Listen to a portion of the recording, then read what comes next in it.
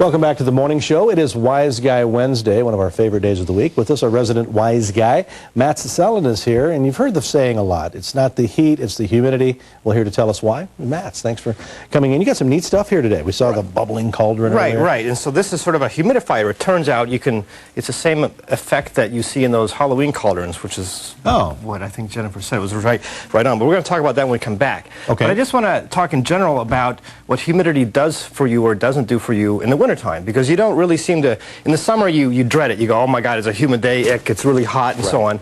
And it turns out that the same effect happens in the winter, but it's kind of in the opposite direction, because what happens in your house, it tends to get very, very dry, and then you feel colder than it really is. And this is why people will buy these big humidifier units and stick them in their house or build them into their furnaces anymore. So. Right. And so the important idea here is this concept of relative humidity.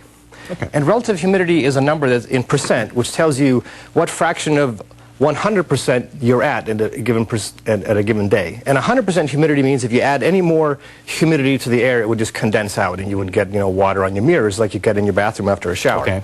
And so the amount of water you can get into a cubic meter of air depends on temperature. So it turns out that at 0 degrees, at the freezing point of water, you can only get maybe 5 grams of water into a cubic meter just in vapor phase. Okay. But at room temperature, you can get 20 grams. So it changes a lot with temperature. So warmer air then is able to hold more. Exactly right. Warm air holds a lot more moisture than cold air does. Why? Now you're putting me on the spot. I don't know why. I mean, I know it has to do with the partial pressure of the liquid and the temperature of the water, and it's easier for the water molecules to escape the liquid phase when they have more energy, which means that the temperature is when the temperature is higher. Right. Okay, and so this is thermodynamics, so we can talk about that another time. But for now, let's just take it for granted, okay, that at a high temperature, you can have more water in air than at a low temperature. Okay, so what happens in the wintertime, the air outside, maybe it's freezing outside, maybe it's 0 degrees or 32 Fahrenheit, 0 Celsius. So you only have maybe 5 grams of water per cubic meter of air.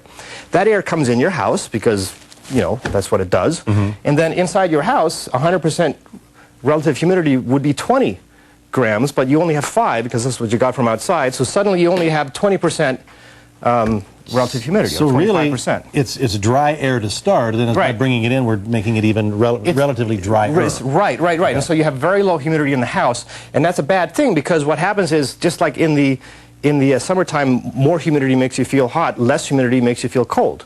Okay. And so, if it's 70 degrees in your house, or room temperature, and you have only 20-25% relative humidity, it feels like 65 degrees.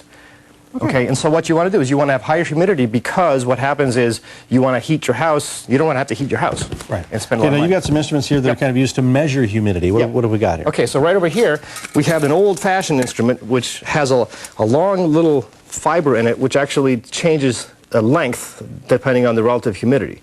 And so people used to use horse hairs or human hairs to build these devices like this. In fact, if kids are watching, if you can design a little device that you can have any change happen due to the change in humidity using your own hair or someone else's hair, I'll have you on the show and you can show it. Okay. So we're going to talk about in our next segment then how to increase the humidity in our home? Exactly. So we're going to talk about humidifiers, and we'll talk a little more about how these measuring devices work and what you should do in the wintertime. Okay, so our wise guy, Matt Sellin, if you've got any questions for him, you can email them to us to themorningshow@wcia.com or directly to Matt's at www.wiseguy.net. You can also leave a message on our feedback line. Right now, it is 6:53 and time for Storm Tracker weather on the morning show.